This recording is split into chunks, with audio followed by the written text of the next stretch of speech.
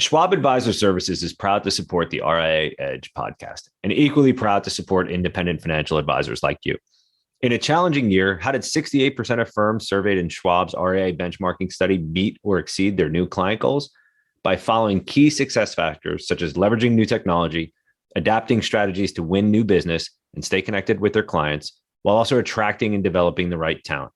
The Schwab RIA benchmarking study is just one of many ways they provide you with the insights and resources needed to succeed and grow. Get the full picture at advisorservices.schwab.com.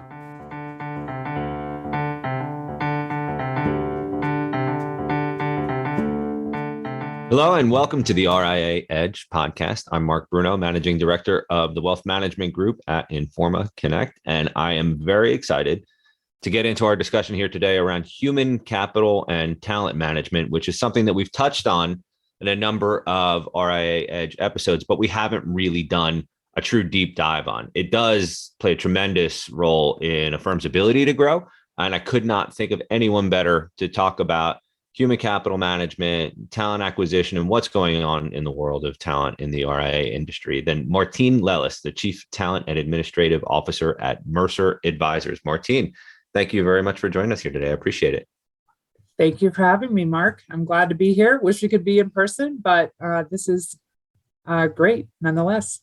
Yeah, we'll get there. We'll be doing the in-person in June at our main event, Wealth Management Edge and RIA Edge, and we're thrilled to have you on the agenda there. Like I said, I've known you for a long time. We've done some sessions together in person, virtually. And I think your view of the role that talent plays within an RIA firm is really unique. And I think you have a lot of insight that our audience will really value here today. But before we jump into what's going on in the industry more broadly and offering up some thoughts and best practices for recruiting and developing talent, if you don't mind, we haven't officially reconnected in your new role or relatively new role at Mercer. Would you mind just talking a little bit about what you do as the Chief Talent and Administrative Officer at Mercer?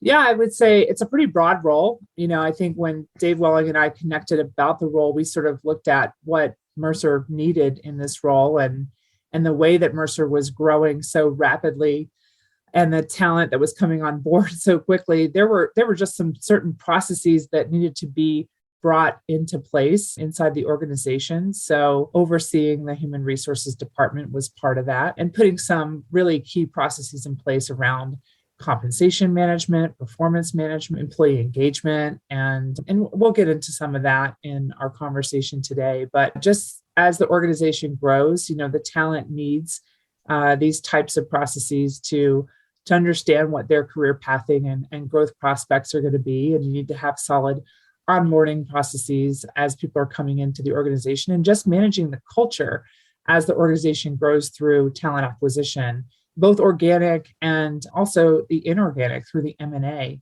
activity that we're seeing as the space is consolidating so rapidly. So that's a lot of what I focus on. I partner with our managing directors that oversee our regions across the country and really try to control and help them, deal with the talent issues that they're facing as we bring all of this wonderful talent together. Yeah, and I appreciate the overview and the starting point, because I'll be honest, I have a million questions I want to ask you. And you have such a broad view into the industry, not just because Mercer's been one of the most active or potentially the most active acquirer, depending on the time period. But, I know that you're looking broadly outside of the organization at talent on a daily basis. So I am curious to maybe just start out talking about the landscape. We've heard a lot about how competitive the war for talent is in the RIA space right now. But I'm curious, how would you describe the competition and the demand for talent, and what are some of the driving forces? Well, if I had to say in one word, it's fierce. I think we've had a market that is growing so rapidly. The markets in general have experienced just rapid growth, which means clients have been demanding solid advice, especially in the RIA industry. It's becoming the model of choice out there for our business. So the rising markets is still continuing to prop up the demand from the client side, which leads to the demand on the talent side for us to serve those clients. And I mean, you're hearing a lot of news about the great resignation that's occurring in general, but I think we see that happening more in the service industries, not so much in ours, not so much in the professional industry. And we have been able to move to a very flexible format of working very quickly during this pandemic time, which allows for, I think, great opportunities for talent. There's a lot of opportunities for multitudes of professionals to work in this space. And as the space consolidates, there's more jobs out there for more than just advisors and client service professionals. We have jobs for technology professionals as well and operational professionals. And so it's a very attractive place to work, but there's a shortage of talent that is sort of groomed to come into this space. So those two things combined really lead to this supply demand issue that we're kind of facing. And so it's very competitive out there. And I think we're all feeling that, I think, every single day as we're sort of fighting for how we access that. So when you look at maybe not the sort of quote home office for Mercer, but if you look at all the different advisors and the businesses that make up Mercer, what are some of the types of roles that people are looking to hire most right now, and why? Well, we certainly need more advisors because, again, the growing client demands for our services is not slowing down. But with that comes the need for the support people as well. And as you figure out how to efficiently work inside the business that you're building, you need to continue to invest in the infrastructure. So again, those other roles that I talked about, those core roles inside the infrastructure, there's demand for those as well. So people that can build out the technology.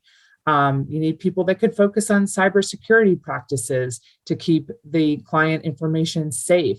That's becoming an ever expanding issue with more fraud happening in this space as well. So we definitely are seeing an increase in needing to hire at, I think, all levels within the organization: advisors, client support, financial planners. And then because our business serves in the areas of estate planning and tax, we need those professionals because we're full service. We provide those family office types of services. So making sure that we can continue to reach that demand. We're hiring literally in every single department that we have across the organization right now. It's amazing, really. And, I'm not surprised to hear that there's more than one answer to that question. Right before we got on here, I was actually going through some of the preliminary findings of the RIA Edge study that we're launching in March. And the typical firm, right, has grown by, I believe it's about 65% since 2016, right? That's the typical firm that participated in the study. So now that they have, whether it's more clients, more assets, and in most cases, it's obviously both, they have an opportunity and a need to reinvest in the business. And they're all looking at, adding positions. I would ask, it does almost feel like it's a little bit of a zero-sum game. If I'm running an RIA and I have to hire a lead advisor, I'm going to another RIA, right? And it doesn't feel like, and correct me if I'm wrong, and I would love to get your take on this, it doesn't feel like there's a tremendous infusion of new talent, and certainly not, at the rate to keep up with demand. But curious, what's your take on that? And if you've seen, really good talent pools emerging, where are they coming from? Well, I think one thing you have to be doing is looking at how you're growing your talent from within. So that's what we have been really focused on. And because we're growing so rapidly, it's providing clear, fast growth opportunities for our current talent. And you have to make sure that you're developing your current talent, you're training them, and you're giving them the opportunities. It's given our talent really fast tracks to becoming advisors and to starting to work with clients very quickly. And we can give them the tools and the experience that they need to get in front of clients at a very rapid pace. So I will say that if you're not doing that first, you're going to be short on trying to figure out how do you get there, and how do you retain your talent, and how do you make sure that you have the number of advisors that you need to meet kind of the demands of your clients. But your question was a little more focused on, how do you find the talent from the outside? And that is tough because you're right. You're going to be looking to seek out the advisors from other organizations. And that's a tough one because it's competitive and looking to poach from the other organizations. You have to be able to sell something to that talent that is better than where they're at. And how do you make a competitive case is difficult, but we focus on what we can give, and growth is a huge, I think, selling point. The ability to sort of win in our environment, be able to have flexibility is key. And with the next generation talent, they want that flexibility. They want access to opportunities. They want to be able to focus on their clients too. They don't want the distractions of administrative burdens and other areas that maybe they've had to focus on in other firms. So we can create that within our organization. And when organizations can kind of set them up for success around strong career pathing, I think that works quite well.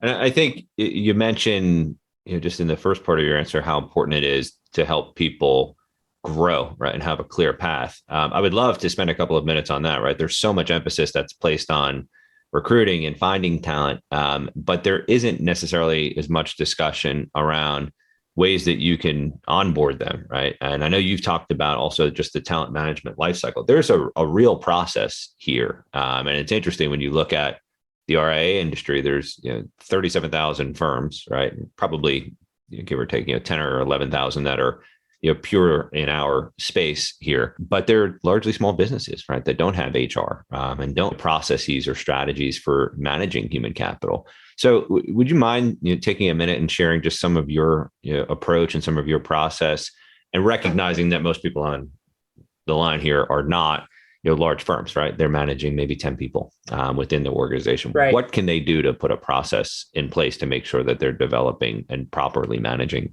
their talent? Yeah, Mark, I think that's a great question. And I can relate. I've been in this industry for 20 years and grown through an RIA that's been growing at various stages through its path. So I wasn't always in, one of the largest firms in the industry. So I can sort of understand what it's like to be wearing many hats within an organization. And, when I was a chief operating officer at a prior firm, I would say probably 60% of my time was spent in the human resources area, and you kind of had to figure it out. But it doesn't mean that you can't still put in kind of what I call a talent management life cycle. And the key areas that I think are probably number one would be sort of a career pathing process. And even if you only have, one or two kind of key people, you still have to be thinking about how do you continue to give them opportunities to continue to learn and grow. And that means making sure that there's a pathway to continue to have them progress along a career path that gives them opportunities to take on more responsibilities, to have promotions, to move into new roles within the organizations and continue to expand their duties as they're performing and learning your processes. So even if you're small, you can still put this into place. And a good example is, do you have an associate financial planner and then a financial planner, and then they can move into becoming more of an associate wealth advisor, for example, and up to a wealth advisor. And what does that pathway look like as the organization is growing, adding clients, and you need them to take on more responsibility? They're moving from a technician into the consulting role where they're actually giving the advice to the client. And I think every organization can take the time to scope out what those roles and responsibilities look like.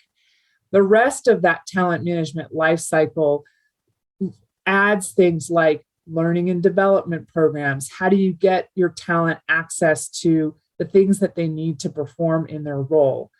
The performance management process. How often are you evaluating your talent, giving them strong feedback, making sure that you're telling them what they're doing well in their role, Where do they need to improve?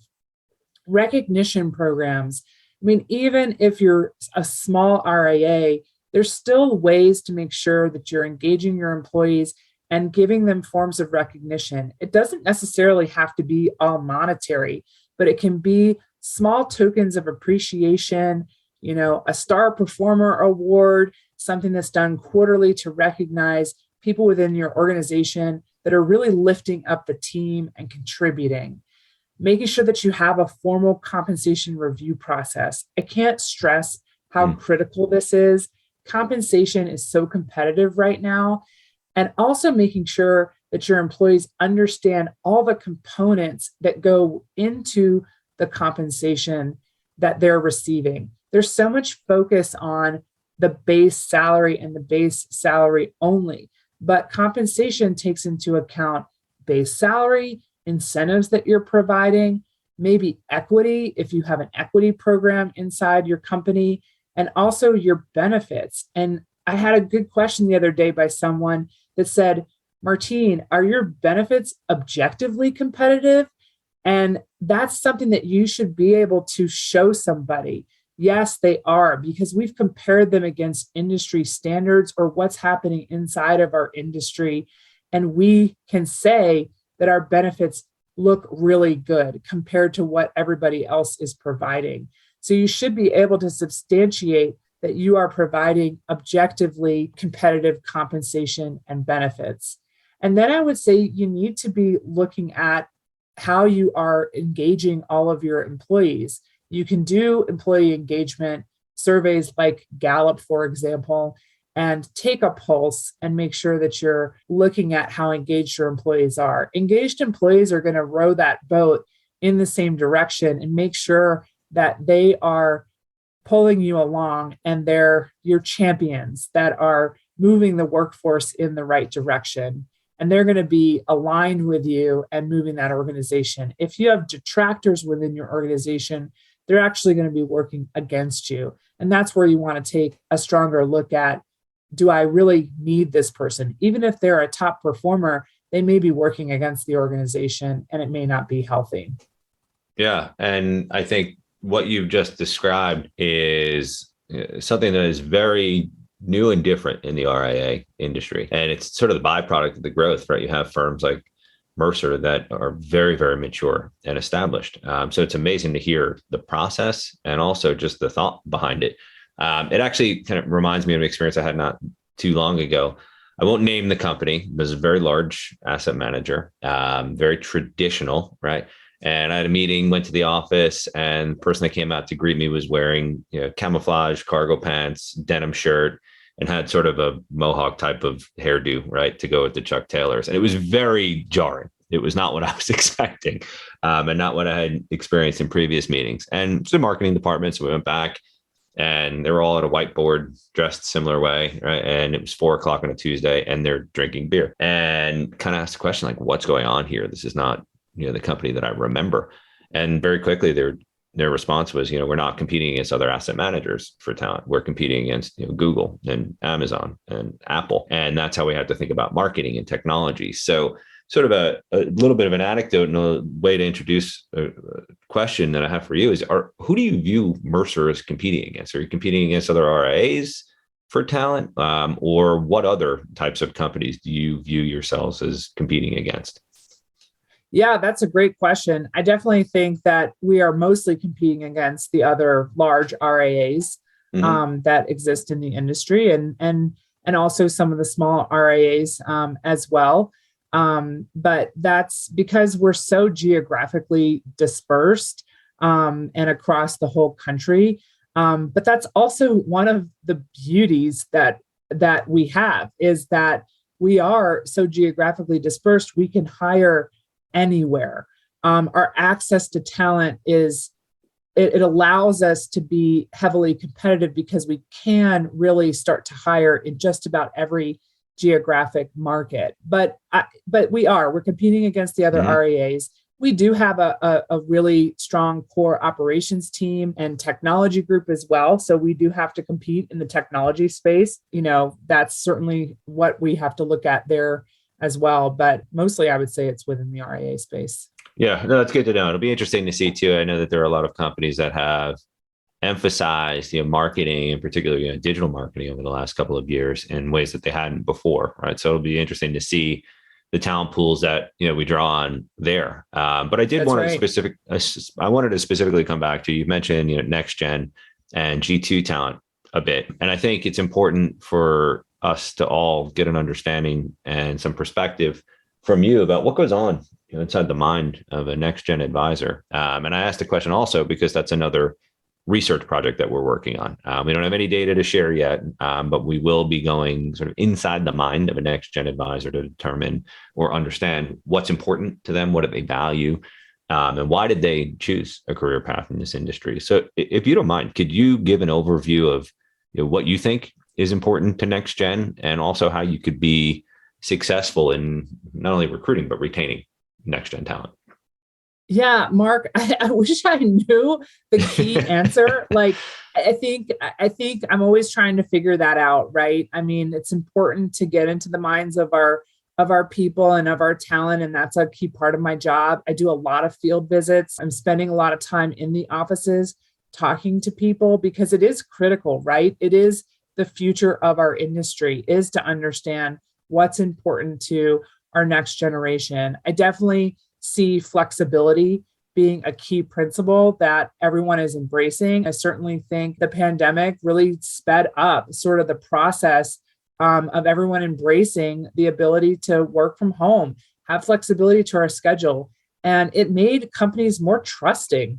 I think prior to this, I think there was a lot of uncertainty around what it would look like to be in a more sort of flexible work environment. And then all of a sudden we went to our homes, we were forced to our homes, and we had two of our best years ever being in a forced work from home environment. So it shows that it can be done. And now you have everyone asking, well, what's going to happen next? And I think people have really embraced being at home, and that next generation, I think, loves it even more. They have families, they want to be around their families, they have pets, they want to be around their pets, they want the flexibility to sort of be able to control their schedules. So I've definitely seen that be a factor that is really, valued a lot. And certainly, compensation is on the minds of everyone. There's that old adage: you give someone a raise, and the next minute they think they're 10% underpaid. And it's certainly something that they're aware of, and they know that it's a competitive industry. They're getting calls from recruiters every day. We're not blind to that fact. So they want to know what is the next progression for them and how they can keep moving along in the industry and also within the company. So they can see the competitive environment that's happening. So I think making sure that there's upward mobility for that next generation talent is important, is something that I see as well. So they want to be able to provide for their families. Sure. There's just some of the key things, but I haven't quite figured out the perfect solution and equation for them. So I'm interested in reading your study when you figure that out. No, me too. And I'm curious. I think the part that you mentioned around compensation, and then the part that you mentioned around career path, at least in my personal experience, has been very, very true. They want to know that there is a next step. They're not asking for guarantees, right? But they want to know what is the progression, right? And what will it take to get there, which I think is reasonable. And for people who are from a different generation, it may come across as presumptuous, but it's not. It's just part of being transparent. But when it comes to compensation, my sense, and I'm curious what your experience is, my sense is that they want fair compensation, but I don't get that they're necessarily motivated by compensation. A lot of the next gen advisors that I've talked to are actually motivated to really help people. It's very strange, right? So if you look at people who got into this business 20 or 30 years ago, they were motivated by income, right? And the compensation potential. Now I feel like there are a lot of people getting in because they're truly motivated to help people with their finances, right? And help them get through the various sort of milestones, challenges, and all the different things that individuals are faced with. But I'm curious, what are you finding is motivating the next generation of advisors? Well, I certainly hope that that's true. I mean, that's why I'm in the industry. I mean, I'm certainly motivated to help grow a business, provide for people, create jobs. I mean, I have sort of a calling for this business. And I agree with you that I think that a lot of people that are in the advisory space have a calling to help the clients. And we always say, that we want to be there for our clients and we want to be there for our employees, and we should be putting both of those first. So that is, I think, a really good point, that I do see a lot of people very committed to the client experience, making sure that they are putting their clients first. And obviously our fiduciary duty to our clients is paramount. But, kind of back to your question, like what's motivating to them? I mean, I definitely see there's still a focus on compensation. And I always find the funniest thing is that advisors are great at calculating everything for their clients, but then when you have them calculate their total compensation, sometimes that's a challenging thing, and we have to kind of lay it out for them. So that's I always find that to be a funny part of the process. So we really have to kind of spell that out and make sure they fully understand that. And that's not a knock on anybody at all, but it's just a reality that sometimes we have to face to really show them how they're progressing. And again, like I say, I think the ability to progress is something that they value very much. They want to feel value and being able to show that value. I think the other challenge we're having, Mark, is that because growth is so fast in this industry, there's a lot of people that are being moved up quickly into managerial responsibility that don't have traditional managerial training. And inside of the smaller organizations in particular, it's not a traditional organization where there's a lot of learning and development training programs or managerial training programs. So you're seeing a lot of people sort of thrust into positions where they have to manage people, but don't have the formal training programs to understand how to manage people. And that's something that I think our whole industry is facing. How do you, manage your support people, manage a group of advisors? And there's a lot of advisors that came into this industry that simply wanted to be advisors and not run an actual, organization. Mm-hmm. And suddenly their organizations have grown. And so I think that's another area that this industry is kind of facing, where we have just this sort of lack of formal training and design around people management. So that, I think, sometimes is something that we face in how do we keep progressing people along and really give good feedback and give people all these sort of things that we're talking about in these more formalized programs is part of sort of good people management and talent management. Yeah. And that's why we wanted to have you on RIA Edge here today, right? To give people a way to think about it if they're not thinking about it, at least in some sort of formal way right now. And before we let you run, I do think we should spend a minute or two talking about your M&A strategy. Obviously, at Mercer being one of the most active acquirers over the last several years in this space, at a time when we've seen just year after year of record level M&A activity. I'm curious to ask you, what role does talent acquisition play in Mercer's overall M&A strategy? Yeah, great question, Mark. I mean, right now, we are at about sort of a 50-50 level, for 50% of our talent is coming from organic hires and 50% of our talent is coming in through the M&A transactions that we're doing. And this is really highly valuable to us because we get to balance out how we utilize the talent that we hire with what talent needs we need to go to the open market for, or the talent that we're acquiring with what talent needs we need to go to the open market for. So for example, we'll purchase a company and we get great talent that are in sort of the operational areas. And as we integrate, because we're an integrator, I think, as you know, we're not an aggregator. Mm-hmm. So we integrate with the acquisitions that we bring in, which means we put them on all of our systems and we're putting them on over time. And we get great operational talent, and the ability for us to then interview that talent, understand what skills they have, and then redeploy them into other areas within Mercer is critical. They're highly skilled, they're trained, they understand the RIA business.